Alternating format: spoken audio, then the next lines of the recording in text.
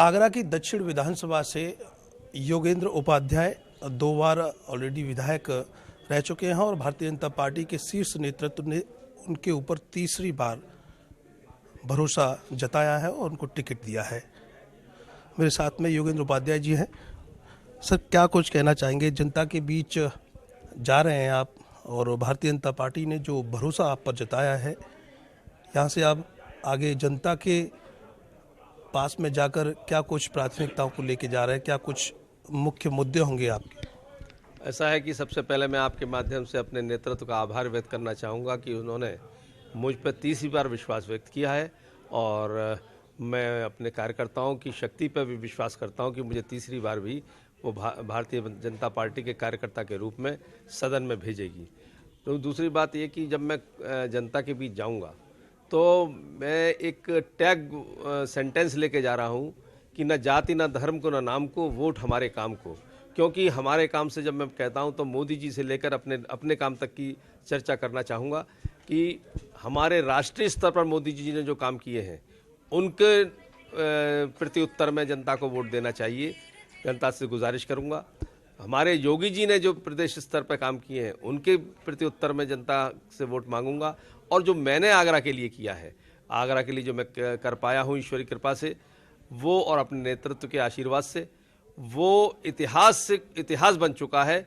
और इतने बड़े बड़े काम उत्तर प्रदेश में शायद ही कुछ ही और विधानसभा में हुए। जैसे आगरा में पानी की समस्या थी और गंगा जल लाकर मैंने पानी की समस्या को दूर किया। आज घर घर गंगा जल पहुंच रहा है। पानी की समस्या का आगरा में निदान हो चुका है और घर घर पहुंच जाए इसकी व्यवस्था के लिए मैंने लगभग 7 ओवरहेड टैंक, 4 अंडरग्राउंड टैंक और 150 किलोमीटर की पाइपलाइन बिछवाने का काम चल रहा है, जारी है अभी।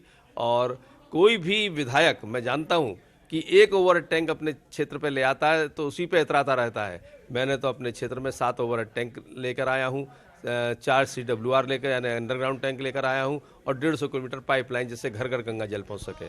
सीवर लाइन, घर घर सीवेज से जुड़ सके, सीवेज सिस्टम से, इसके लिए भी 200 करोड़ की योजना है।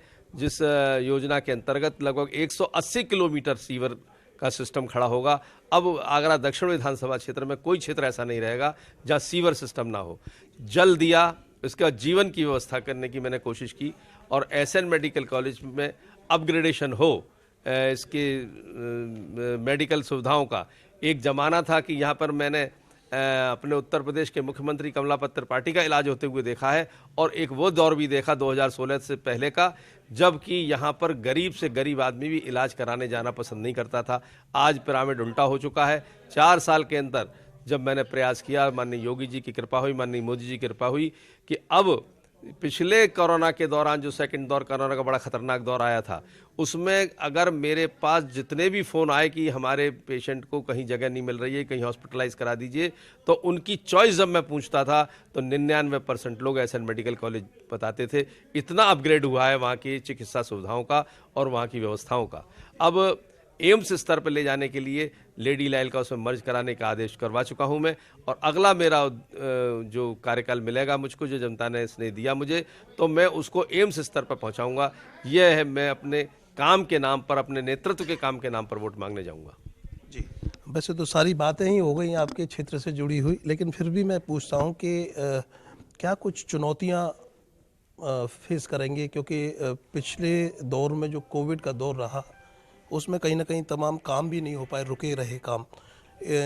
चुनौतियों के रूप में किन चीज़ों को रोक रहे हैं, देख रहे हैं आप, और जो रुकावटें बन सकती? देखिए, कोविड काल में भी हमारे कार्यकर्ताओं ने, मेरे खासतौर से मैं आगरा दक्षिण के अपने कार्यकर्ताओं को इस बात के लिए साधुवाद देना चाहूँगा कि उन्होंने अपनी जान जोखिम में डालकर मेरे साथ निकले और मेरा पूरा परिवार निकला। मेरी पत्नी ने मास्क बना के बांटे, मेरे कार्यकर्ताओं ने उनको बंटवाए, घर गली गली कूचे कूचे में जाके दवाइयाँ और सैनिटाइज़र और मास्क बटे। लगभग 10,000 परिवारों में राशन की किट और लगभग 50,000 परिवारों में भोजन सामग्री वितरण, ये हमारे कार्यकर्ताओं के माध्यम से हमने करवाया। एक बहुत बड़ा काम था, जब संकट था पूरे देश में ही नहीं विश्व में, तब आगरा दक्षिण की जनता के बीच हमारे कार्यकर्ता नजर आए और हम नजर आए। तो वो चुनौती थी, उस चुनौती को स्वीकार करते हुए हम लोगों ने काम किया है, इसका हमें प्रतिफल मिलेगा। जब रेमडेसिविर जैसा इंजेक्शन 1-1 लाख रुपए बिक रहा था, तब मैंने आगरा में लगभग 800 रेमडेसिविर फ्री दिलवाए मरीजों को। एक बहुत बड़ा सेवा का काम है, ये सब हमारे कार्यकर्ताओं ने मिलकर किया। अब जो आगे की चुनौतियां हैं, वो चुनौती सिर्फ इतनी है कि जो काम अधूरे रह गए हैं, जैसे मैं एक आगरा में हमने शोध करके विषय बनाया है कि शिवाजी का स्मारक, शिवाजी महाराज का एक शौर्य का, उनके साहस का, उनकी कार्य योजना बनाने की विलक्षण क्षमता का और कार्य योजना बनाकर उस पर कार्यान्वयन कराने की अद्भुत प्रतिभा का एक चैप्टर आगरा से जुड़ा है। वो एक स्मारक के रूप होना चाहिए और उस स्मारक को बनवाने के लिए मैंने शोध करके पता लगाया कि मीना बाजार की कोठी वो स्थान है जहाँ उनको कैद किया गया था, उस स्मारक बनाना। तो उसमें लगभग आदेश हो चुके हैं पर्यटन मंत्रालय के, और फाइल पड़ी थी, जा चुकी थी वित्त मंत्रालय में अप्रूवल के लिए, उस कोठी को परचेस करके उसको स्मारक बनाने की, लेकिन तब से आचार संहिता लग गई। ये एक है, मैं इसके लिए मुंबई तक गया हूँ, क्योंकि ये काम एक जहाँ प्रेरणा स्थल बनेगा आने वाली नस्लों के लिए, शिवाजी महाराज के शौर्य को बताएगा, वहीं पर ये उत्तर प्रदेश और महाराष्ट्र को एक रिश्ता कायम करेगा। ये एक जब बहुत भव्य और दिव्य बनेगा, कि वो रिश्ता कायम होगा। जो लोग महाराष्ट्र में उत्तर भारतीय वापस जाओ की राजनीति करते हैं, उनके मुंह पर एक तमाचा होगा कि उत्तर भारत में शिवाजी महाराज को अब हम कितना मान देते हैं, सम्मान देते हैं, और एक पर्यटन स्थल बनेगा जिससे आगरे का पर्यटन उद्योग को भी बढ़ावा मिलेगा। एक सवाल मेरा ये है कि सर, कि आप जनता के बीच जा रहे हैं वोट मांगने के लिए, तो क्या कुछ जनता मांग रही है आपसे? क्योंकि अमूमन ये बड़ी चीज़ें हो गई, आपने स्वास्थ्य पर भी चर्चा की है, पार्क पे भी महापुरुषों को संजोने की भी चर्चा की है, सड़क, नाली, बिजली, पानी, खरंजा, इस तरह की दिक्कतें रहती हैं। तो जनता कुछ मांग रही है आपके क्षेत्र? देखिए, जो कुछ समस्याएं ऐसी हैं जो हर 5 साल बाद फिर वहीं की वहीं खड़ी हो जाती हैं, जैसे सड़क या गली का निर्माण। तो जहाँ पर मैंने 10 साल पहले काम कराया या 8 साल पहले काम कराया, 7 साल पहले काम कराया, वहाँ पर हो सकता है कि फिर दोबारा मांग पैदा हो, लेकिन जनता ये जानती है कि पहले इन्हीं विधायक जी ने कराया है, आगे भी कराएंगे, इतना विश्वास है उनको। और कुछ समस्याएं ऐसी हैं जो रोज़मर्रा की है, सफाई की समस्या रोज़मर्रा की है, आज सफाई हुई कल फिर गंदगी होगी, तो उसके लिए नगर निगम करती है काम। वो नगर निगम के हमारे पार्षदगण या नगर निगम की व्यवस्था उस काम को सुचारू रूप से करती है। इसमें भी कोई शक नहीं कि पहले से अच्छी सफाई व्यवस्था आगरा में हुई है पिछले 5 सालों में। और अगला हमारा टारगेट ये है कि आगरे को अगर इस सब कामों को पूरा कराने का IT हब बनाएं। देखिए, इंफ्रास्ट्रक्चर का विकास मैंने बहुत दिया है क्षेत्र में, जहाँ पर ये बड़ी बड़ी पाइपलाइन पड़ रही हैं गंगा जल की या गैस की। एक और मैंने उपलब्धि है मेरी कि मैंने आगरा के पेठा उद्योग को जो दम तोड़ रहा था, एक आगरा की मिठास जो पूरे विश्व में फेमस थी, वो कोयले की भट्टियां बंद हो रही थी, उसके कारण दम तोड़ रहा था। उसके लिए मैंने गैस की व्यवस्था करी केंद्र सरकार से, और आगरा के बहुत बड़े भाग को जहाँ पर पाइपलाइन पड़ रही है, सीवर लाइन पड़ रही है, वहाँ पर गैस की पाइपलाइन भी पड़ रही है। तो ये लगभग उस इलाके में 500 करोड़ के काम हो रहे हैं, और उसके बाद सड़कों का निर्माण होगा, क्योंकि जब पहले खुदाई होगी तभी ये सब लाइनें पड़ सकती हैं। तो वो काम पूरा होने के बाद मैं आगरे के दक्षिण को स्मार्ट सिटी से अच्छा सिटी बना दूंगा, ये मेरा वादा है। आपको लगता है सर, मेट्रो का काम चल रहा है और तेज़ी से चल रहा है, आपके क्षेत्र में कहीं होके कोई ऐसा स्टेशन है उसका?